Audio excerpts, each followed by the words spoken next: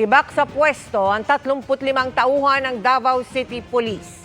Sa gitna yan ng investigasyon sa pagkamatay ng 7 drug suspect, kasunod ng idineklarang war on drugs doon ng City Hall.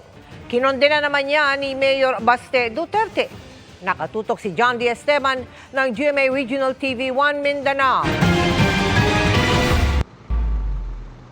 Base sa rekomendasyon ng Regional Internal Affairs Service o RIAS-11, tinanggal sa pwesto ang 35 PNP personnel ng Davao City, epektibo May 24 ng gabi. Ayon sa Police Regional Office 11, bahagi ito ng proseso sa isinasagawang investigasyon hinggil sa 7 drug suspect na namatay sa buy-bust operation matapos magdeklara ng war on drugs si Davao City Mayor Sebastian Baste Duterte noong March 22. Tanggalan sila sa ilahang pwesto while ongoing an investigation para mamahimong fair, just, mawala ang doubt na ma-influensyahan nila ang mga weaknesses or basig itamper nila ang mga evidences kaya naglingkod gud sila din no. Kabilang sa na-relieve ang ilang station commanders. Ang mga na-relieve na police ni-reassign sa Regional Personnel Holding and Accounting Section ng PRO 11. Una nang na-relieve sa pwesto noong May 23 si Davao City Police Director Richard Badang. Kanyang nagihimo sa Regional Director is part lang sa trabaho, part sa process, wala'y personalan, wala po'y leaning sa any politika.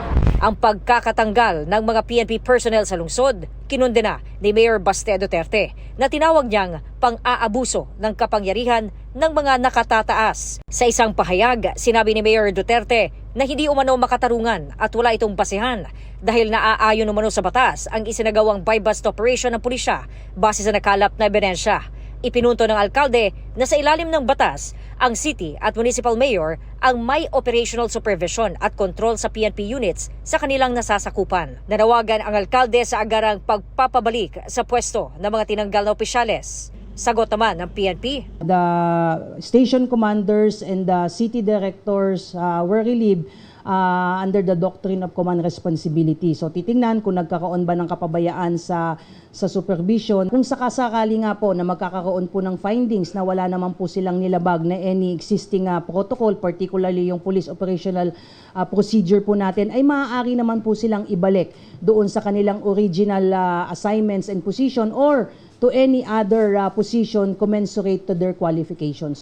Mula sa GMA Regional TV 1 Mindanao at GMA Integrated News, John D. Esteban, nakatutok 24 oras.